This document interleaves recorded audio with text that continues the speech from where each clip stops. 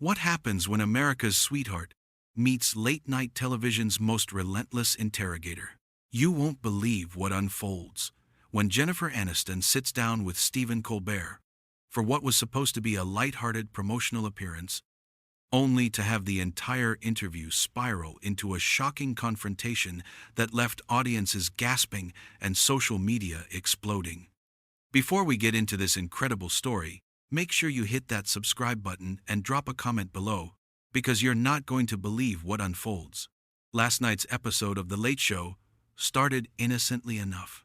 Jennifer Aniston walked onto the set with her trademark warm smile, waving to the enthusiastic studio audience who erupted in applause for the beloved Friends star. She was there to promote her latest project, but what began as casual banter quickly took an unexpected turn when Colbert decided to veer into uncharted territory. "Jennifer, you've been in the public eye for decades," Colbert began, his tone deceptively casual. "But there's something I've been curious about.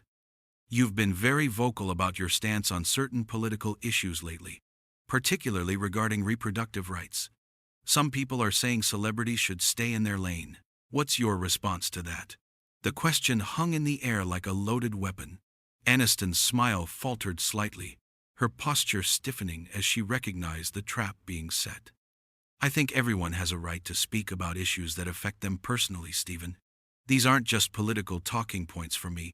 They're about real women's lives and freedoms." Colbert leaned forward, his eyes gleaming with the predatory instinct of a seasoned talk show host sensing blood in the water. "But don't you think there's a difference between having an opinion and actively campaigning?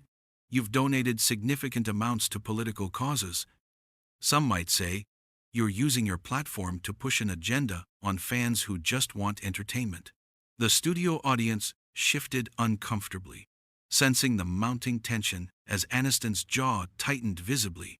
What started as a simple promotional visit was transforming into something far more dangerous, and neither host nor guest seemed willing to back down from the collision course they were now on. Aniston's voice took on an edge that longtime fans had rarely heard.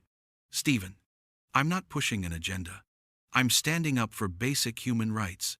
And frankly, I find it insulting that you're suggesting I should stay silent about issues that directly impact millions of women, including myself." Her hands gripped the armrests of her chair as she leaned forward, matching Colbert's aggressive posture. But Colbert wasn't finished. With the calculated precision of a seasoned provocateur, he pressed harder.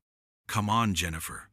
You've been divorced twice, you've been open about your fertility struggles, and now you're one of the loudest voices in Hollywood on reproductive rights. Isn't this just personal grievance masquerading as activism?" The question landed like a slap across the face. Aniston's eyes flashed with genuine anger, and for a moment, the carefully maintained facade of Hollywood professionalism cracked wide open. "Excuse me? Did you just weaponize my personal pain to make some kind of point?" The studio fell dead silent. Even the camera operators seemed to freeze as they captured what was rapidly becoming television history. Colbert had crossed a line that most hosts wouldn't dare approach, and Aniston's shock was transforming into something far more volatile. The temperature in the room seemed to drop as both celebrities stared each other down, neither willing to yield in what had become a battle of wills that was spiraling completely out of control.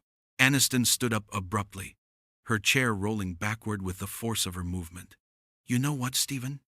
I came here tonight as a courtesy, to promote a project I'm proud of, and you've turned this into a cheap ambush, using my personal struggles as ammunition for your little gotcha moment. That's not journalism. That's cruelty disguised as entertainment." Colbert, perhaps realizing he'd gone too far, attempted damage control. "Jennifer, I'm just asking the questions that—" "No!" Aniston's voice cut through his explanation like a knife. "You're not asking questions. You're making judgments. You're sitting there in your comfortable chair, passing moral judgment on choices and pain you could never understand." She reached down and unclipped her microphone, the sharp sound echoing through the stunned silence. "This interview is over." Without another word, She dropped the microphone onto the chair and strode toward the exit, her heels clicking decisively against the studio floor. The audience sat in shocked silence as America's sweetheart disappeared through the curtain, leaving Colbert alone at his desk, speechless for perhaps the first time in his career. The cameras kept rolling as producers scrambled to figure out how to salvage what remained of the show, but the damage was done. In less than 10 minutes, what should have been a simple promotional appearance had exploded into one of the most dramatic walkouts in late-night television history.